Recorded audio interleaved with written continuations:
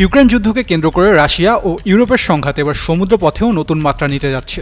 রুশ shadow fleet থেকে জব্দ করা তেল ও পণ্য বিক্রির ইউরোপীয় পরিকল্পনার পাল্টা জবাব হিসেবে ইউরোপীয় দেশগুলোর জাহাজ জব্দ করার হুমকি দিয়েছেন রুশ প্রেসিডেন্ট ভ্লাদিমির পুতিন।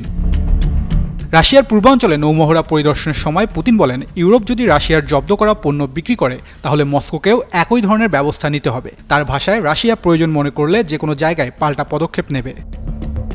সুস্থ জীবন, সুন্দর পৃথিবী। এখন মূল বিরোধের কেন্দ্রে রয়েছে রাশিয়ার তথাকথিত শ্যাডো ফ্লিট। পশ্চিমা নিষেধাজ্ঞা এড়িয়ে রুশ তেল পরিবহনে ব্যবহৃত সন্দেহভাজন ট্যাঙ্কারগুলোর এই নেটওয়ার্ক নিয়ে ইউরোপ দীর্ঘদিন ধরেই উদ্বিগ্ন।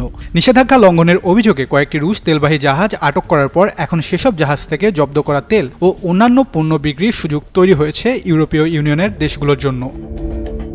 মস্কো অবশ্য এই পদক্ষেপকে মেনে নিচ্ছে না। পুতিন এর আগে ইউরোপের এমন কর্মকাণ্ডকে জলদস্যুতা হিসেবে আখ্যা দিয়েছিলেন। এবার তার নতুন হুমকি বাস্তবায়িত হলে রাশিয়া ও ইউরোপের মধ্যে সামুদ্রিক সংঘাতের ঝুঁকি আরও বাড়তে পারে।